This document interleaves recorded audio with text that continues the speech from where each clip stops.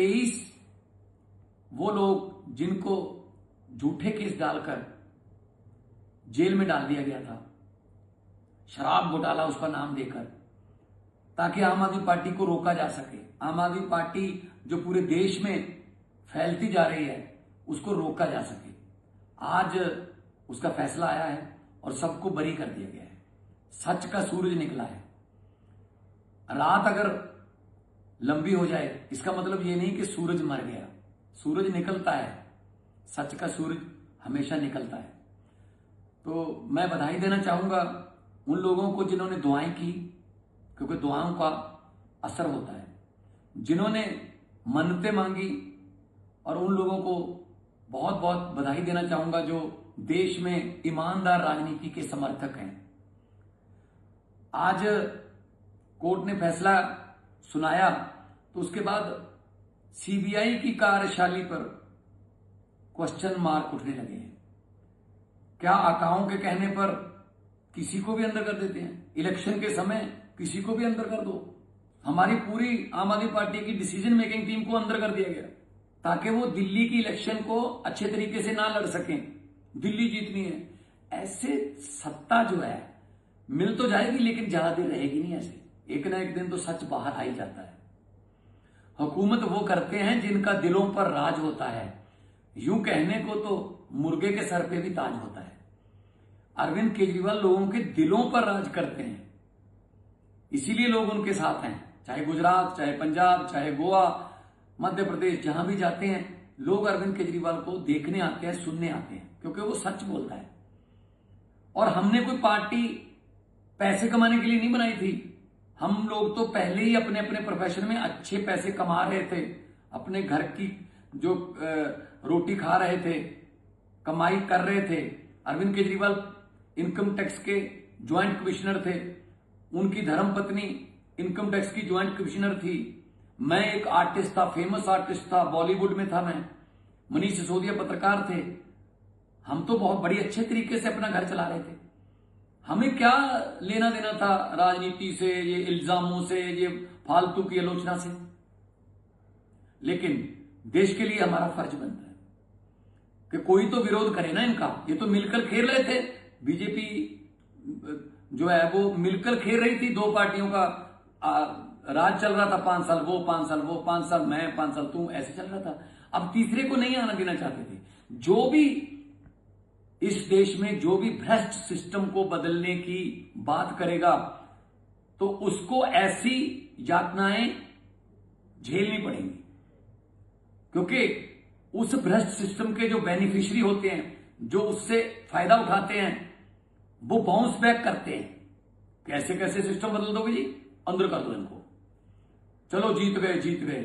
अब तो एसआईआर कितना बवाल देश में हो रहा है उस पर कि अपनी ही जनता बना रहे हैं। बीजेपी वाले अपनी जनता ही बना रहे हैं कि हमें आम पब्लिक की जरूरत नहीं है वोट के लिए। जो पहले थोड़े बहुत हाथ जोड़ते थे इलेक्शन के समय, वो भी जरूरत नहीं रही। हरियाणा में वोट डलवाकर 5 दिन के बाद महाराष्ट्र में वोट रखे, उनको रेलगाड़ियों में भरकर महाराष्ट्र ले जाओ। महाराष्ट्र के बाद बिहार के वोट रखो, वहां बिहार में ले जाओ, बिहार से असम ले जाओ। अपनी ही जनता लेके घूम रहे हैं देश में। ये लोकतंत्र के लिए बहुत ही खतरनाक है। मोदी साहब, अमित शाह जी, आप सत्ता चाहते हो, राज करना चाहते हो, खुशी से करिए, लेकिन देश की समस्याओं को हल करके लोगों का दिल जीतकर वोट लीजिए। दिल जीतकर खुद जीतिए।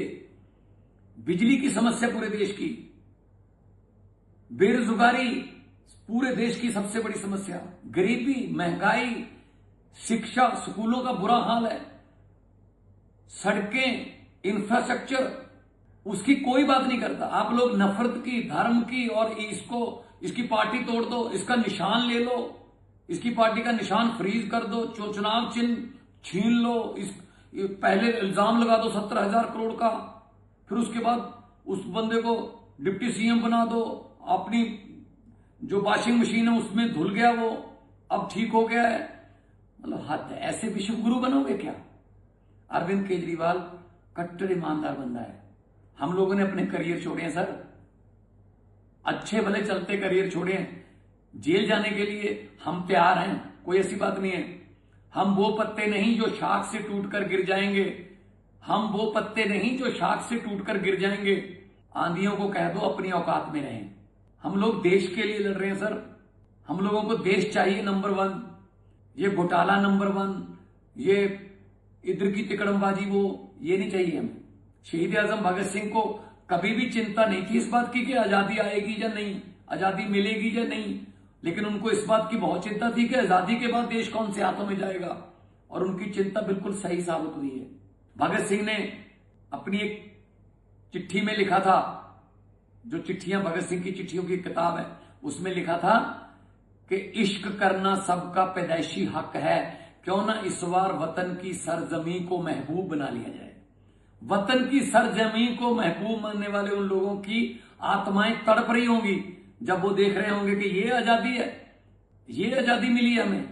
रिश्वत चल रही है, करप्शन चल रही है, कचहरियों में लोग धक्के खा रहे हैं, खज्जल खुआर हो रहे हैं, कोई नहीं पूछता। नौकरी के लिए पैसा, पेपर लीक हो रहे हैं, पता नहीं कौन कौन से जो बच्चे हैं वो कौन कौन से हालातों से निकल के पढ़ रहे हैं, लेकिन पता चलता है एक रात पहले पेपर लीक हो गया, बड़े बंदे पेपर खरीद के ले गए और नौकरियां भी ले गए। ये अच्छा नहीं है मोदी जी, ये अच्छा नहीं है अमित शाह जी। आप लोग देश चला रहे हो, लेकिन जिस तरीके से चला रहे हो उस पर आपत्ति है।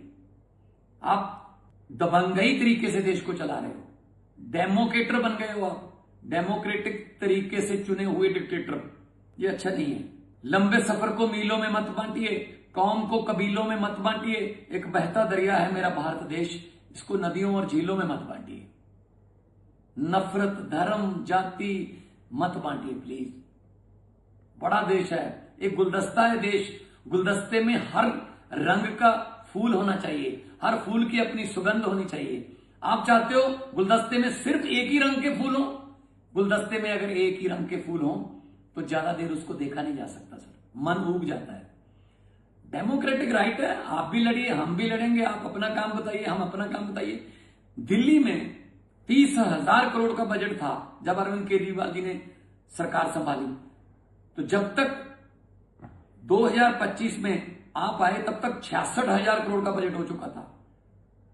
बिजली भी दिल्ली में फ्री मिलती थी, स्कूल बहुत अच्छे हो गए, लोग प्राइवेट स्कूलों से बच्चों को निकालकर सरकारी में दाखिल करवाने लगे, सरकारी में भर्ती करवाने लगे। यकीन हो गया था जो सरकारी स्कूलों की एजुकेशन पर कि क्वालिटी एजुकेशन है। अस्पताल, आम आदमी क्लिनिक, मोहल्ला क्लिनिक खुले और आपने आते ही सारे बंद कर दिए।